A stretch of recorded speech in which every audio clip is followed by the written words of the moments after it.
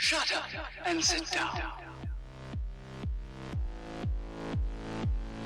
Honestly, still don't really know what a chimichanga is. I don't. Great question.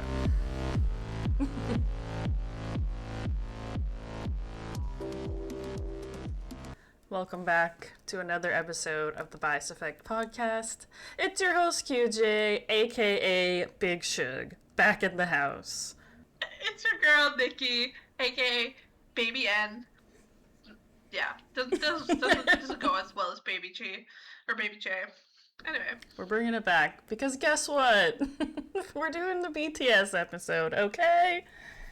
the long-awaited BTS episode. We talked so much about BTS in various ways, but we realized we never actually did their band breakdown episode. So they're back. They're all back from military. They're gonna do a world tour, which we are going to. Kind of going off of the 17 episode we did as well, where we kind of talked about 17 for quite a while before we were like, oh yeah, let's do the breakdown. I feel like we have talked about BTS to a great extent. So like everyone kind of does, which should by this point know. So in my research, I was trying to do a little different, more deeper dive. So like, Okay. kind of get into it. So it's not as much surface level, but it did get away from me. So there's quite a lot of information in here. I'm pretty sure this will be a two-parter. Okay. But don't worry, we won't make you wait until next week for the second part. We'll just make you wait a couple days. Okay? She going in, guys. Yeah, we're getting into the nitty-gritty on this one, okay? I'm pumped. For this first part, it'll be mostly like full group stuff, and then I think for part two, we'll do like member breakdowns. So. Okay. Wow. That is a lot. I know. No, there's There's a lot here. pretty much 30 pages worth of information, so. But a lot of it's pictures just for us, so. Okay, perfect. But, oh yeah, so we do have some, okay, before we start, we do have some, like, little BTS updates. Of course, when do we not have BTS updates? But people will know, probably, recently, McDonald's did a collab with BTS Tiny Tans again, and both QJ and I were like, it's fine, we'll just get a couple, just see what it's like. No, that's not how we function, ever. Guess what, guys? We got them all! We did both sets, throwback and encore. Hell yeah! So, it was it was a little rough for us, so we both kind of just would buy two so that if we could share with each other. But it kind of worked in the sense that we're across the country, so we kind of got a whole side of it. But oh my god, the amount of throwback B and J hopes we both have kind of could have its own full army. Yeah, it kind of backfired in some ways, but it worked pretty nicely in other ways. And then we only had to outsource and buy 3 each. Yeah. We were so close. So close. But anyway, so we have them all now. So Yeah, and they're really cute. they are pretty cute. Especially the encore ones were way better. Yeah. In my opinion. I agree. And then, right, okay, I finally started watching Run BTS, which is exciting. You're like the variety show person, like, and so you just told me, okay, if you're gonna start, just do Run BTS, like the side kind of. I forget what it was. Yeah, I guess like after the show officially ended, they did do like a short run of episodes that are still run. It's like it's still Run BTS, but it was like a short like side thing. Like there was only like 3 or 4 episodes in that chunk of episodes, so. And they were technically like, I mean, because they're newer, they're like a bit better in my opinion. Yeah, they're like some of the most iconic ones that I keep seeing memes for, so that's why I wanted to start watching them. So I watched the first couple, and so anyway, I'm just saying, I'm out there I'm in it now again. I am so ready for this episode because just the small glimpse into that part of it, I'm obsessed more so. So the funniest one I watched though was the flying yoga one. Yeah. With the iconic Jin meme of him just going, ah! Swinging. Anyway, so that's my update there. And then the biggest part of my updates, I have to finally confirm solidly my bias for BTS. I forgot what the last episode was. Oh yeah, it was the bias math episode.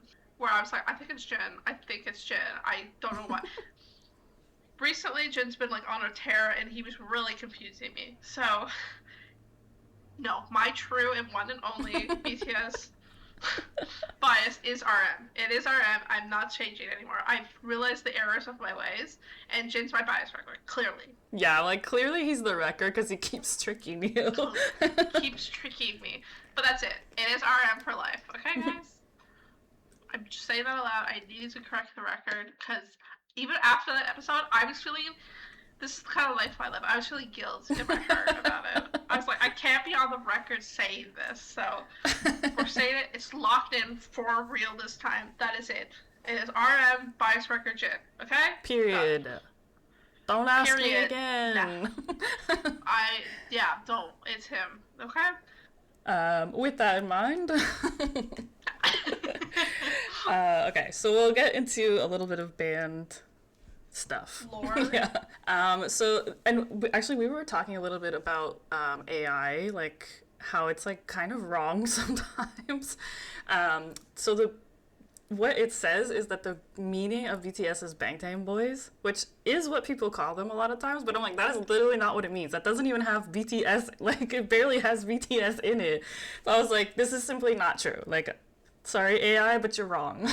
Like, people do call them that, like I think for a shortened thing, which is fine, but that is not what BTS means, okay? BTS stands for Bangtan Sonyeondan, which translates to Bulletproof Boy Scouts, okay? Get it in your head. Which, bulletproof, because you know why? Maybe one of their main full songs was called Bulletproof. Yeah, we are Bulletproof. Part 2. We are Bulletproof. Part 2. Yeah, with that, just quick to say, AI, don't trust AI. Always question AI, okay? That's the PSA of this episode. Because I just briefly was trying to do it on our Day 6 episode. It couldn't even do basic math. Okay? Anyway, moving on. So, Bangtan Sonyeondan. Okay, remember. Bulletproof. The original meaning conveys the group's mission to block out societal stereotypes and criticisms targeted at adolescents, much like bullets. This is apparently according to J-Hope. Apparently he said this, okay? Okay. I mean, they were very hard in the beginning, quote unquote, so. We're bulletproof away from criticism. The bullets of criticism, I guess.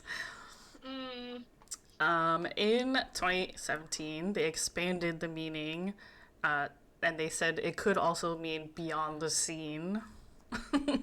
And this signifies their progress beyond their initial concept, representing their growth and ability to move forward in the music industry. This extended the meaning of their name to encompass the idea of growth from a boy to an adult who opens the doors that are facing forward. Sure. Okay? Yeah. Sure. Fine. I actually did see the interview clip where they literally explained that. Like, I think Jin said it. Oh. So, like, it's legit. So, and I think it was around Love Yourself era, I want to say. Kind of around that time. So it's like, you know, they're expanding to be like, we're careful adults. I can make sense because we've talked about it a bit in the music video stuff, but they do have a very clear delineation of like being this like young, like rebellious teenagers. Ooh, to like this more like we just love guys. Yeah. Yeah. Their greeting again. It was hello, we are BTS, which is simply not true either. Okay. They say 2, 3, bang, tan. And then they say, hello, we are BTS. Hello, we are BTS. Or, 안녕하세요, Bangtan Sonyeon입니다. 안녕하세요, Bangtan Sonyeondan입니다. Yeah. Do set. Fine. Yeah. But they say 2, 3, bang, and then the group says tan.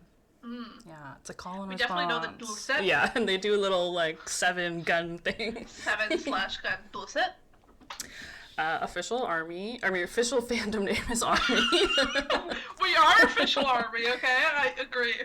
And as we know from the BTS trivia episode, Army stands for Adorable Representative MC for Youth. As everyone remembers, everyone knows that. I always will hate it. I hate that. So, and I was like, I need to know why why they have done this. Please. Yes, tell me. It was officially adopted July 2013, so it was only like a month after debut they were on the ARMY train. And I got this from Reddit, so, you know, a lot of this is crowdsourced information, so take it for what you will. Their first concepts, the school series, were centered around speaking for the youth of the time who were burnt out from high competitive rate they have to study to get into good universities, living the dreams of their parents rather than their own dreams. And at the time, being an MC for youth meant preserving your own dreams. Okay? Okay, that's fine. Kind of makes sense now. Lines up into like some of their songs, like Bapse. Like Bapse? Ever heard of it? Ever heard of it? The other thing is like MC also is like a term for like a rapper or an artist as well. So like they are our MCs. Yeah, we know. Just, I don't know, it was in there, okay? Just in case anyone doesn't know, it's not necessarily the Master of Ceremonies. I was gonna say, do you know what MC stands for? Master of Ceremonies. And then I just like, this person whose thread I was reading kind of big-brained it, and I kind of liked what they were saying. So, as adults, we know firsthand how important circumstances of your youth are in shaping who you grow up to be. But even as adults, you are at every point in your life a stepping stone for the future you. So that means that you are always speaking for youth and for your youth, because you will forever be young compared to the future you. Youth is not about being young necessarily. It's a mentality to maintain the sense of growth throughout your life, create stepping stones for a better future you. So basically, you're always representing your youth, because your future you is older. You're always young compared to future you. This person big-brained it, and I was like, okay, sure. Because the point of it was like, they're not young either, like they're adults now, but it was like, technically, you could still consider yourself this version of youth compared to tomorrow's youth. I like the concept of like, you're always growing, that I believe in, but like, I think youth has like an actual definition. I mean, but yeah.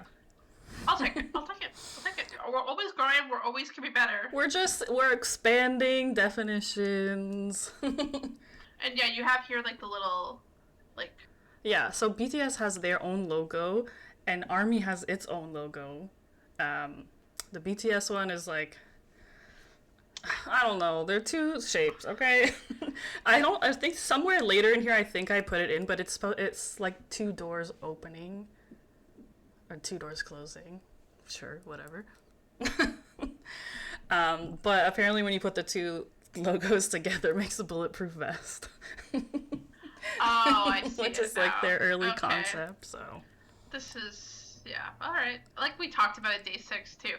It's so corny. All of this, like, oh, this is what it means. Just say it's ARMY because it sounds cool. You know? Yeah, like, I actually don't even know what the source is on that. Like, this is just a thing I saw. I was like, yeah, it looks legit. So. Yeah. But, yeah, the two shapes are specific to BTS and ARMY. Like, they don't use them interchangeably. BTS is always the pointy out, and ARMY is always pointy in. Sure. Official light stick color is silver gray. And their unofficial color is purple. That is wild to me that that's unofficial. Like, purple is unofficial to BTS. It's gonna come up later, okay? It wasn't always purple. Okay, thank you so much. Thank you so much. I'm very curious. Okay. The light stick is called the Army Bomb. There are 4 versions, one from 2015, one from 2017, one from 2018, and the Map of the Soul edition from 2020. Okay. Like, the earlier ones look like they have kind of like a globe, I'm thinking is what that's supposed to be around the top, and then the Map of the Soul one's more of like a smooth surface on top. I don't like the design myself. I know you don't really I think it's just like, it's very simple. Like, there's not really much to it, so I can't like or dislike it. I hate the knob on the top. That's what I hate. I hate that. If it didn't have a knob, I probably, like you, would have... It's just, I don't know why. The knob part... That part does seem a little weird to me, because it's like a little red dot on top, and I'm like, what is it for? I'm not sure. I guess it's a bomb. Like, bomb. Yeah. That's... I guess it's a bomb. That's why. And I don't know. Yeah, I get it. Like, I get why it's there. It just, I don't like that design myself. It just... Yeah. It is what it is. Like, there's no basis for this whatsoever, but I would assume a version 5 will come out with their comeback. Because I Girl, noticed that don't. the Map of the Soul, Don't. the most recent Map of the Soul edition one, is not really in the stores anymore. So I feel like they're getting rid of their stock, which is why I'm monitoring the prices. Okay. Okay, thank you very much. Because I think everyone probably assumes that there's going to be 5th edition for the comeback. I mean, post-military. I mean, come on, Yeah. gotta. Yeah, like, because this one's from like 2020 also. It's like so long ago, pre-solo era also. So. We'll see. We shall see. So the next part, I did a little bit of like information on BTS TV. Okay. No, that's cool because again, I'm always surprised. Like there is so much content and different content that I don't even know where to start. Yeah, like, well, yeah, like because you started watching Run BTS, I was like, oh, like let me just pull some stuff, and I watched, I watched a few of their other shows as well. So I was like, let me just see. So, but according to the search I did, BTS has 95 shows. So, What? But I think a lot of what was listed includes like documentaries, behind the scenes type content, YouTube series, appearances on other shows. Like it was like all TV appearances. Because I was like, 95 shows is crazy.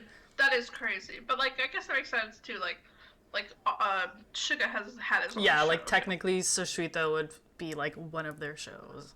Right. And like they have like it's called like BTS Bomb or something like that. It's like behind the scenes things that they like that's technically a show, but it's like 7-minute clips on YouTube.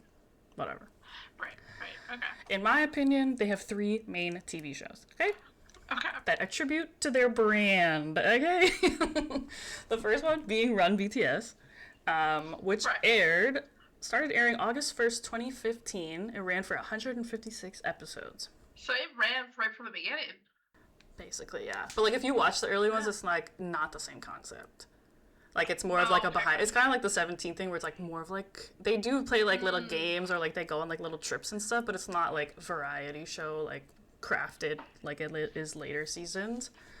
So yeah, I mean yeah, technically though it did start airing like pretty much right away. That's Special episodes aired August 2022 after a 10-month hiatus of the show, which is the little short series that you started. Yeah. And then the last episode aired February 2023. But we've had some we get hints. We've had some hints, okay? But then does that go into like Jin BTS though, or Jin Run? No, this doesn't include Runjin. But like at the end of February 2023, then Runjin. Runjin, he started. Well, when did he leave, sir? He started Runjin after he came back from military. Almost right away, like within like the first week, basically. Yeah, So after that. Yeah. After Run BTS, and then Run Jin started. Yeah, Run Jin's a similar concept to Run BTS. Like it's a variety show style. It's just him as opposed to all 7 of them. I can also just say, in Run Jin, he interviews Tom Cruise at one point. Anyway, yeah, he has like tons of special guests on there. He goes off. He was giving Army what we needed. Okay. It's true. During the in between, I think I might have a little bit of Runjin stuff in his section later, if I remember, but... Oh my god. Basically, yeah. Same kind of concept, just with guests instead of... Where's the one where we have that cute Suga when he's doing that?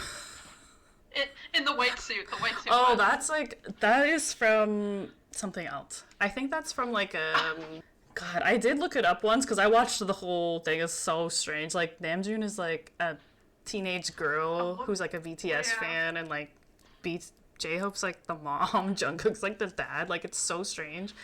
I think it's either from an album release, like a teaser for an album release, or it was part of like those concert things where they play like in between sets or whatever. It's one of those two things. So, one of the 95 shows? Yeah, it's honestly so funny. Every time it just like makes me like so giggle so bad and it's so smooth. Every time I see them do the move for Fire, that like head movie, like it's so smooth. It blows my mind every time. And they're like moving their feet. Yeah, they're like it's the flow is crazy. But anyway, back to Run BTS. Basically, in each episode, the band members play games or participate in a variety of activities that require them to complete challenges, sometimes carry out secret missions in order to win prizes or receive punishment. Special episodes occasionally feature non-competitive activities such as fashion shows, skits, and drama making. Like they would film like their own little shorts and stuff. It's very cute. Each episode typically has an MC role filled in by one of the members, Jin or Suga most often being the MCs. Suga, really? Yeah, like honestly, I would say he's the most of the time. He was the MC. Yeah, fascinating. Yeah. I wouldn't expect that right But away. I think I also kind of wonder if it's maybe because he doesn't want to play the games. You True, know? true. Punishments from competitive episodes sometimes led to real-world situations where members might have to wear specific clothing to the airport. So this is where we get these like weird pictures of them. There's like pictures of them wearing these like or like sunflower hats, bunny hats. Like they're wearing like retro clothing. And there was like quite a few series where they would make shirts with like bad photos of a member on it, and like they have to wear them to the airport because this airport fashion That's thing. So good. I know, it's quite cute. Like it bleeds over into the real world, creates like a whole thing. Yeah, like, oh, why are they wearing that? Oh, check out BTS. Smart. Very cute. And they are committed to their promises because they always do them. They never skip any of them. They love Army. Yeah. So, you're welcome. The other big show that I would consider one of their main ones is BTS in the Soup. The first season, which was 8 episodes, aired in August 2020 and saw the group taking a break from their busy lives in the city to spend a week together at a remote forest location where they relax and engage in various hobbies. Season 2 comprised of 4 episodes with a 5th bonus episode, which aired October 2021 and followed the members and Jungkook's dog Bam as they spend 4 days in a private villa in the mountain. And it's called In the Soup because soup means forest in Korean. Oh, okay. Yeah, so it's not just a weird name. Oh, yeah, you bring them. Yeah, the show's concept revolves around BTS taking a break from their busy lives in the city. The series' tagline is between everyday life and rest. It's reflected heavily throughout as members follow no schedules while they're there. They freely pursue various indoor and outdoor hobbies together. They are able to do things that they don't do because they don't want to take time off normally, or that they can't do because they're too busy, with minimal interference or interaction from production staff. After BTS in the Soup, 17 also did an episode of In the Soup for 2 seasons in the same villa place, I think. And then the celebrity friend group, the Wooga Squad, more on that later, also did their own version of In the Soup called Friendcation. Okay. Yeah, so like the whole point of the show is that there's no games, no schedule. They just literally go and like relax, but also still make content. I was like, I think In the Soup is one of my favorite RM clips when he is looking for the other members. Yeah, and he's just like completely lost. Oh, it's so cute. Yeah, that one's from season 1, I'm pretty sure. Oh, it's my favorite. He's so sweet. I've seen like in the show sometimes even they are like, I don't know, like they feel guilty about like not working, so like I don't feel like we should be like conflicted about relaxing, but I'm like in my mind I'm like, you're still making content, like you're still working technically. So but we it's different. Just relaxing. Yeah, I love it. I actually like love the show so much. They just like eat all the time and like play, like they just like hang out together. It's so cute. I feel like there's also a clip I think it's from In the Soup that I love where like Jimin is sleeping and he's like in the most like ridiculous pose sleeping, like he's cross-legged or whatever. Oh, that's from Are You Sure? That's from him and JK's show. But yeah, I know what he like sleeps like the weirdest way. You're like, there's no way. It had the most insane bed hair. I love it. Yeah, we love to see it. But the In the Soup show is a bit different. It differs in that they also had the show BTS Bon Voyage, which spanned 4 seasons. It featured them traveling around the world doing different games and activities. So there was more of like structure to this one. So that it differs in that there wasn't supposed to be anything like that in the Soup. Season 1, 2016, a 10-day trip to Sweden, Norway, and Finland. This is the one where like they're losing all their shit. RM loses his passport. Yeah, like losing their luggage and all this kind of stuff. Season 2, 2017, was 9 Days in Hawaii. And like the like one kind of like takeaway from the Hawaii one is like Suga and V became like good like besties there, I guess. Yeah, I think it's the Hawaii one. And the 2018 was in Malta. 2020 took place in New Zealand. I have not watched the last two, but I did watch the first two. Oh, okay. And like I said, yeah, it started more so as like a challenge to survive in a foreign land on a limited budget, which was season 1, but eventually it did kind of turn into like in the soup as the later seasons they started relaxing and just like having fun, chilling more, just in different like countries. So it still kind of went that way, but it started as like a concept. And like the first season, like they basically like have to check themselves into the bus. They have to check themselves in and out of the airport. Like they have to literally do like everything. That's why they like lose so much stuff, because like normally their managers would do that, I guess. That is so funny that they're so used that Yeah. business, but like not as efficient without their managers. Yeah, I'm like, it's a little sad. You should be able to get your luggage, but that's fine. You're a millionaire superstar. You can do whatever you want. Yeah. So those are like what I would consider. Those are like their main 4 shows. Where if you watch them, you kind of get like the personality and like the Their vibes vibe, and everything yeah. like that. Great. There's also a bajillion other things you can watch. Fine. So a little bit of history for BTS. They originally formed in 2010 and debuted June 13th, 2013. Originally, it was a hip-hop group. They expanded their musical style to incorporate a wide range of genres, while their lyrics have focused on subjects including mental health, the troubles of school-age children and coming of age, loss, the journey towards self-love, individualism, and the consequences of fame and recognition. We love Yeah. it. By 2017, they had crossed into the global market and led the Korean wave of music into the U.S. Which is called something. Hallyu, something like that. Yeah. I mean, in a later episode when we do Big Bang, they also say the same thing, so it's like, I don't know. Oh. And Big Bang was 2003, so.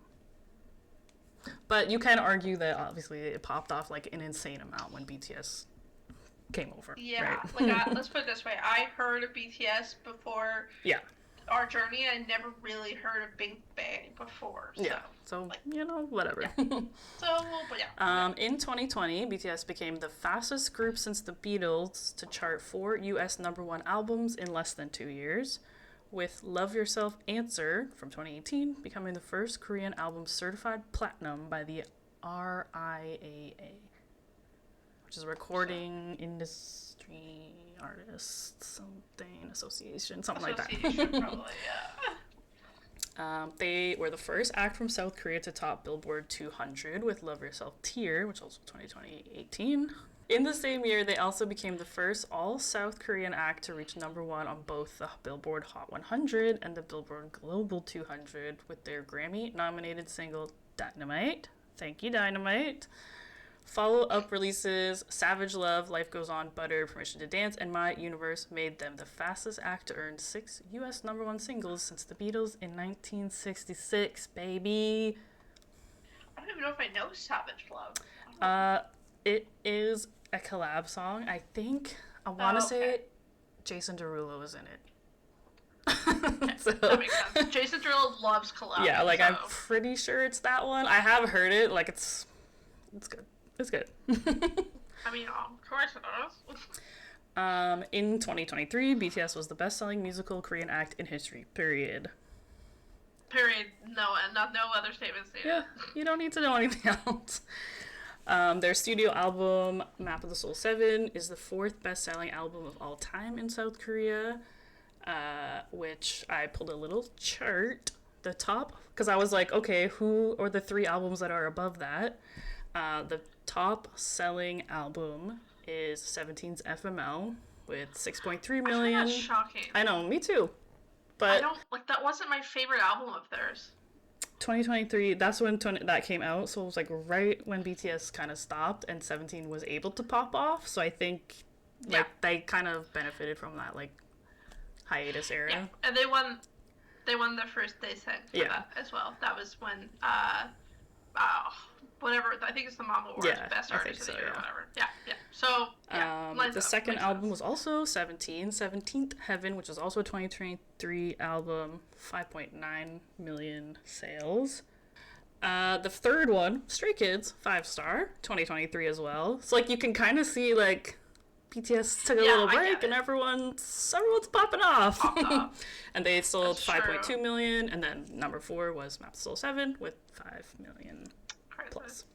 Yeah, though that is interesting though, that trend. And I bet you the next album BTS it'll be like 8 million. Something I know, it's ridiculous. I mean it's funny because like offline we've been talking a little bit about this like BTS snark thing or whatever. Like I'm not gonna get into it, but like everyone's like, oh, they're like failing, they're not gonna win or whatever. And I was like, well, just wait. I just cannot wait until they drop this album and it's like shoots right to the top. Like I can't wait to see this.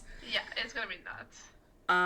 Again, I looked a little bit more into best-selling albums by year, and like I was saying, when from BTS's 2016 to 2022, they have the best-selling album every year. They took their break, and then the next 2 years was both 17. Which, I mean, hey, pop off 17 if, like, you're the next act after BTS. And, like, the consistency of it. Like, so I'm kind of curious what will be 2025. If it will be 17 again, or if somebody might knock them off the top. I do kind of still think that I'll be a little weary of G-Dragon this year, but you never know.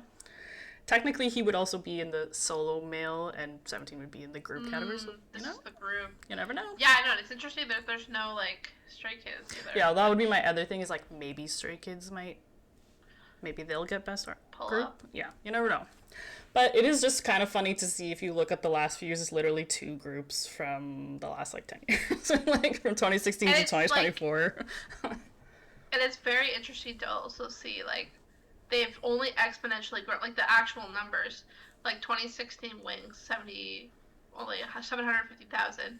And then go all the way up to 2020, 4 million. Like, each year they just grew by pretty much 1 million at least. Insane. Or, 1 million. Yeah. Like, it looks like, I guess, like, the Butter year was, like, not the greatest, but, like, well, and not only that, but I can imagine it was only a single album, right? It wasn't a full album, so different there. So, Kings, okay? Of course. They were the first non-English speaking and Asian act to sell at Wembley Stadium in London, UK, which is about 90,000 seats, and the Rose Bowl in California, which is 89.7 thousand seats. And this was for the Love Yourself Tour 2019, which is the one that I saw. Yeah. The one that they aired in theaters was the Wembley Stadium concert. Cool. So, fun. In 2018, they were the youngest recipients of the South Korean Order of Cultural Merit for their contributions in spreading the Korean culture and language. They received the 5th grade, which is like a ribbon badge thing called the Hwagwon or flower crown. Flower crown? They got their flowers. Yeah, it's like flower crown, precious crown, jewel crown, silver crown, gold crown. I think the jeweled and the precious might be switched, but we did talk a little bit about the cultural awards in a previous episode. Like for context, everyone maybe remembers that G-Dragon won in 2025 with the 4th level ribbon, whatever, the jeweled crown. And Psy, ever heard of him? Yeah, Psy 2012, 2nd level, baby. Silver crown. And then I pulled up the Comcast stuff. Again, like the best I can find is January 2025. I'm sure it's different now, but Namjoon with his 230, Yoongi with his 169. My man. Your man. Hoseok with his, I don't know why I put Hoseok. I've never called him that. Yeah. Hobie with his 144. And then I wanted to see what the other members had, because I know they all have some. So I was able to find Jungkook has 23, Jimin has 21, Taehyung has 20, and Jin has 15 credits. So nice. Yeah. That's pretty good. That's impressive. Because even when I was like looking up other bands, like even 17, some of the members don't even have any credits. So yeah. Okay, they're geniuses. Yeah, talented men. And I kind of went a little bit of a rabbit hole with Bang Si-hyuk, which is their kind of like producer guy, and Bighit and Hybe. So this is just a small little section on Big Hit. I mean, I have a feeling that he is very influential to how BTS became what they are. Yeah, well, he had the intention of creating the hip-hop group centered around Kim Namjoon. So you can thank him directly for pulling Namjoon off the streets. But the guy in general, Bang Si-hyuk, debuted as a composer while in college. In 1994, he won a music contest, began his career writing and producing songs. He met Park Jin-young, aka JYP, in 1997, and the pair often partnered together as a songwriting duo. And then JYP founded JYPE, and Bang Si-hyuk joined him as a composer, arranger, and producer at JYP. So he used to work at JYP. One of their early successes was the first generation group G.O.D. Have you ever heard of them? Have you ever seen Imitation, maybe? Yeah. For context, there was like an actor in Imitation who was from this group from like forever ago. Apparently this group was like huge though, even though I can't find any songs about them anywhere, but apparently they were huge. Si-hyuk's stage name, his stage name is Bighit Bang or something, or Hitman Bang. Oh. Yeah. Hence Big Hit. Yeah. Right. So his stage name Hitman originated from this period when G.O.D. enjoyed success as one of the country's best-selling and most popular boy bands of the early 2000s, earning himself and JYP as reputations as hitmakers. He left JYP, founded his own company, Big Hit Entertainment. Under the Big Hit label, he signed RM at age 16. I mean, you must get into it, like how RM was found. Yeah. Like in his section. Okay. Yeah, in the member ones, I wanted to curious. know a little bit more about how they got there, so I did do like a bit more deeper dives on that stuff. So perfect. Stay tuned. Stay tuned. In 2019, apparently he was South Korea's only billionaire in the entertainment industry and the country's 6th richest person. In 2021, following an organizational restructuring, Hybe Corporation announced his resignation as CEO from the company to return his focus to music production. He was replaced by whoever, but he is still like a chairman on the board of directors. Obviously, it's his company. Yeah. And then I didn't go too deep into this, but he is currently under investigation for unfair trading allegations from 2020. Which has something to do with BTS's hiatus and not being as transparent as they should be about stocks, something like that. I guess kind of stopped reading because I didn't really care that much. Yeah, that's more like business. Yeah, stuff, like sure, I whatever. never understand. It's still under investigation, still allegations, whatever. A bit more about just like Big Hit and Hybe in general, because I was also curious, like, where did Hybe come from? Yeah. So Big Hit was founded in 2005, like I said. They co-managed 2AM with JYPE from 2007 to 2014 when the contract expired. 3 members stayed with JYPE and 1 member stayed with Big Hit. That is interesting. Yeah. Obviously, BTS debuted in 2013. Obviously. In 2018, Big Hit and CJ Entertainment released information stating plans to create a joint entertainment agency with ownership split 52% to Big Hit, 48% to CJ Entertainment. Okay. Filed under the name B-Lift Lab, the agency debuted its first boy group, Hybe, in November 2020. Okay, so that's where you get your Hypens from. Big Hit debuted its second male group, Tomorrow by Together, in 2019. In 2019 as well, they acquired Source Music, and in August, the video game firm Superb, thanks to the Weverse and WeShop apps developed by its subsidiary, Big Hit was named the 4th most innovative company of 2020 worldwide. Okay. 2020 as well, Big Hit became majority shareholder of Pledis Entertainment, which is where 17 is. 17, yeah. The label retains its independence, however, its artists receive greater financial support and global promotion, which is nice. I don't know, they get the money from Big Hit, but they don't have to answer to Big Hit. Yeah, I'm like, I feel like that's a vague statement. I mean, way more under the hood, but anyway. It's business. It's biz. In January 2021, news media reported that Big Hit and BNX had invested in YG Plus, acquiring a 17.9% stake in the company in merchandising and distribution sales that sees the YG Plus artist join Weverse. Naver later invested in BNX. Like, this is a lot of crap here. But they basically transferred ownership of VLive, which is how people stream their stuff on Weverse. It was VLive first. It was named Weverse. But it started, that's where VLive comes from, I guess. If you've ever seen VLive. Well, it's just endlessly fascinating. Like, again, the spider web of Hybe or Big Hit. Yeah. Like, I thought this was, like, so fascinating because I didn't think Big Hit played that big. Like, I thought Big Hit was bought by Hybe. But it's not. Basically, Big Hit started, and then they started, like, gathering all these things, and then they rebrand under Hybe. Like, so Big Hit is Hybe. Oh. It's the same thing. Okay. Like, how that's just seemed so crazy. This blew my mind. I was like, what?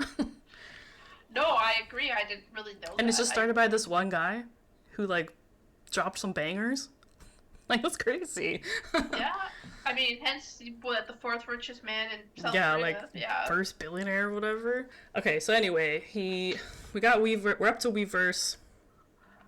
I went down a whole thing, a lot of business stuff. But basically, they announced it's rebranding into entertainment lifestyle platform under the name Hybe in March 2021. So basically, Hybe is Big Hit.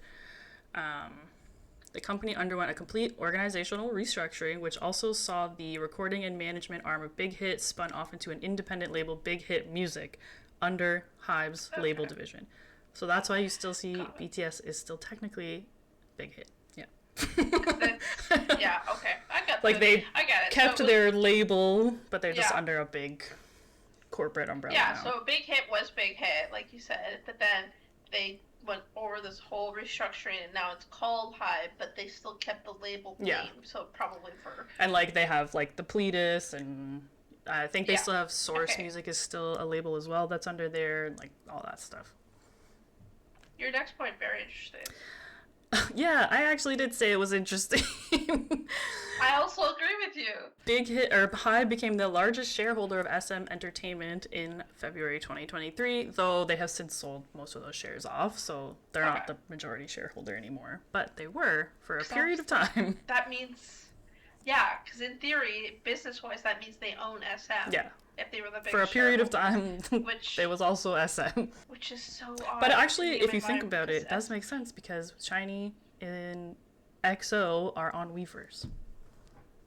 So when that's where it is. Probably during around that time, they brought some SM artists on there as well. Okay, because we even said that. I remember I learned out forever ago that Weverse was owned by Big Hit. But then we're like, why are there SM artists on here? So, there you go. Okay, cool. Interesting. Basically, after that, it got into a lot of acquisitions, rebranding, blah, blah, blah. But ultimately, Hybe is expanding worldwide. They have companies or offices or whatever in China, Mexico, America, Japan, Latin America, and India. So that's the facts of Big Hit, okay? No, it's very interesting because as we've mentioned before, Cat's Eye is under Hybe America. So again, now that I know more that Big Hit is Hybe, for people to say Cat's Eye isn't anything to do with K-pop is crazy. Yeah. Because their label's literally owned by Well, the Korean. interesting thing I don't remember, I think it might have been the Latin America thing, is like they teach the trainees in their Latin America company the same like manners and like politeness of the Korean people. So like when company people are there, they have to bow and they have to like address them with these like honorifics and stuff like that. So like they're still teaching them this, like, even though it's not part of the Korean Hybe, it's Latin America Hybe, they still teaching them like this still same thing. Well, again, that makes total sense to me. Like even Cat's Eye, they debuted as a reality show. Yeah. Like I'm like, that's K-pop 101, and makes sense if they want to teach them like the Korean politeness. Yeah. Because if a representative comes from Hybe. Yeah, like they're most likely gonna be like Interesting. the top people are probably still mostly Korean, I would imagine. So like you're still interacting with them in that way.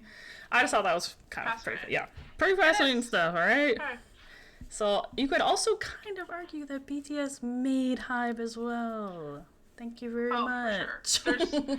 I mean, again, I won't go deep. There are massive rabbit holes with Hybe, that guy, and BTS. But like, anyway. So I'll bring it back to BTS. 2010, RM was signed to Big Hit. He was a well-known underground rapper in Seoul at the time.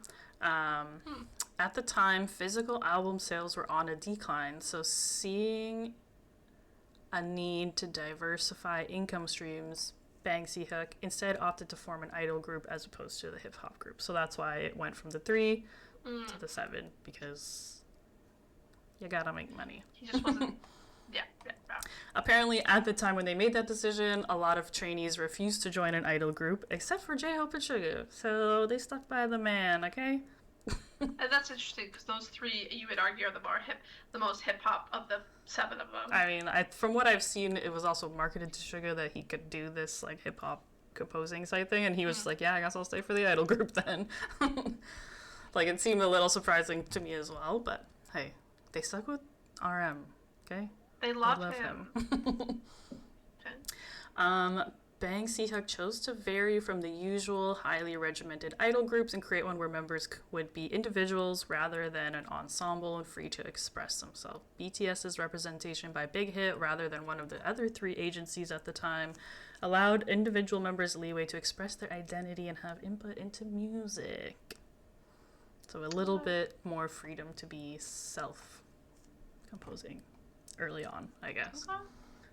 And then, I don't know why I took a complete left turn here, but I remembered BT21, and I was like, let me see what this is all about. So, I mean, it has to do with BTS. Yeah. This is the last kind of section I'll do for, like, general BTS, and then we'll go into the member episode. So, BT21, the brand and its characters were born from a collaborative project between Line Friends and BTS. It launched 2017. The brand has captured the hearts and minds of youths worldwide with its charming designs, unique concept, and thoughtful storytelling. Okay. And I was like, what the hell is Line Friends? So I looked it up. I couldn't really find a ton of information, but it's a global character brand featuring memorable characters, which was originally created for use as stickers in mobile messenger apps, like Line, which is a mobile app. Yeah. And it's 20 million active users worldwide. So I guess it's like an an app emoji. And you just said 20 million. 200 million. Oh yeah, 200 million. Sorry. 200. No, but I was like, wow, even 20 million, I'd be like, whoa, 200 million? Jeez. So that's apparently what Line Friends is. Sure. Okay. So people that can create cute brands, sounds like. Okay. Yeah, they just create basically emoji stickers is what I'm gathering from that. Lines up. They are pretty freaking cute. I mean, although you'll get into it, but some of them are so weird. Yeah, I find V's and Sugas. I find V's extremely off-putting, to be honest. I don't like it at all. Me too. I hate it. Yeah, it throws me off. Chimmy is cute, even though I still don't know why, anyway. We're working ahead, okay? Yeah. Go. So BT21 was created September 26, 2017, launched December 16, 2017. Rather than simply creating avatars of the physical appearance of the artist, B21 consists of 8 different charming characters created by the BTS members, where all of them actively participated in the whole process from drawing sketches to elaboration. Okay, I didn't know that. So what is wrong with you? I know, why did you do that? Why did you make this? Fine, that's fine. Because I love RM's little koala, and so he did draw a cute little koala. But interesting enough that they had an active role in creating them. There's I think there's a whole YouTube series also where you can watch them basically creating them. Yeah, we saw one of those clips about the most tragic Chimmy story ever. Yeah. There's also the whole thing took off into a series of whatever. I'll get into the story, okay? There's a story here. Okay? There's an arc. Okay. Okay. BT21's 8 cartoonish characters are inspired by drawings created by the 7 members, with 1 correlating to each member, and the final 8th character representing the band and its fandom. And then, like I said, there's several series online where you can watch them creating these. And then there was also, they make animated stories, which is the insanely tragic Jimmy thing that we saw. But there's a bunch of them, like there's tons of animated stories. And then there was also a game at some point. But, like, that's what I was going to say with the Jimmy one. It's just, like, they helped write that. And I'm like, Jimmy, what have you seen? Like, it was so sad. Anyway. So, here's the story of BT21, okay? Hailing from planet BT, Prince Tata dreams to spread love across the galaxy. Deciding that destiny is at hand, Tata summons guardian robot Van to prepare for an interstellar journey to Earth. Shortly after arrival, the prince concludes that the most effective means to win over the hearts of the Earthlings is to become a something much more ambitious, a universe star. Okay, and just quickly, is Tata V? Oh, but I broke down the actual characters after, but yeah, Prince Tata is the... But at least it makes sense why he looks weird, at least because he's an alien. Okay. Realizing that a collective effort is crucial, Tata and Van scout for like-minded hopefuls to share in the dream. Soon they discover 6. Koya, RJ, Shuki, Mang, Chimmy, and Cookie, to become what is known as the most influential pop culture sensation the galaxy has ever seen, BT21. Okay, cute. In case you were wondering, all the characters are gender neutral. Sure. And they have their own fandom name. It's Unistar. Oh my god. Okay, so Prince Tata is the main character. He has, like, the heart head, created by a V. He is an alien from outer space that can perform love with magic. Don't know what that means. Okay. He's the crown prince on planet BT, possessor of supernatural powers. When he gets fed up with magic, instead wishes to put effort to show love. He runs away to Earth with Van. He is the responsible for the creation of BT21. That's his backstory, okay? Koya is a blue koala, created by RM. He has removable ears and a purple nose, as V once made a comment that purple represents love. RM drew pages and pages of koalas in the initial sketching stage, as he thinks koalas are really cute, apparently. Koya is always sleeping, but is actually a good thinker. Sure. When shocked, Koya wakes up and his ears fall off. Or their ears fall off. Oh my god. That is so cute. I do love that. That's so random, but like, sure. Yeah. Next we have RJ, which is like a white alpaca created by Jin. Jin was drawing cute alpaca doodles for years before this collaboration, apparently, so he was excited to finally bring one to life. The other members also say he looks like an alpaca when he eats. Sure. Okay, yeah, sure. RJ loves eating and can commit to gluttony, especially when it comes to eating bread. Alright. Even though they originated from Machu Picchu and had to donate their fur back in, they hate shaving. Okay? Don't shave him. Next we have Shuki, which is this, it's like a little cookie. It's like a little brown circle, but he's a cookie. Yeah. And like the angry. Yeah, and one like angry eyebrow. Created by Suga. So random. I know. It's so weird.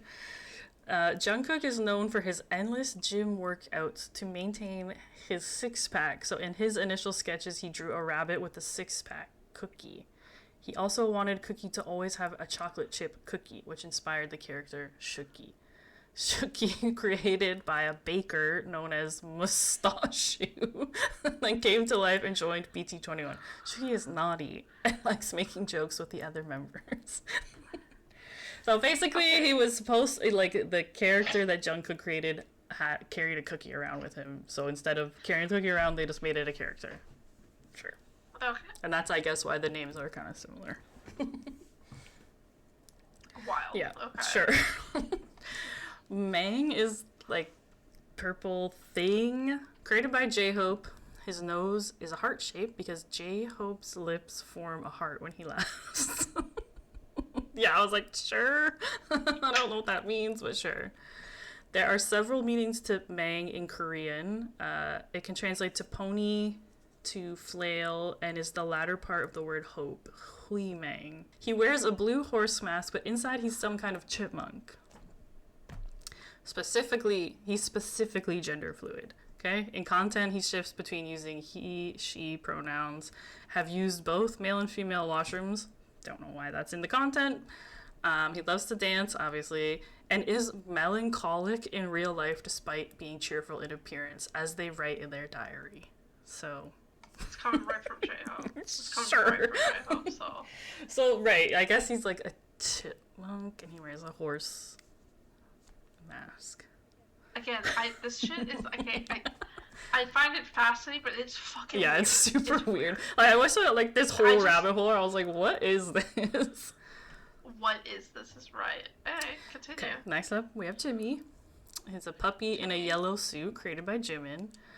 Jimmy is a playful puppy in yellow, represents BTS's overall image. Sure.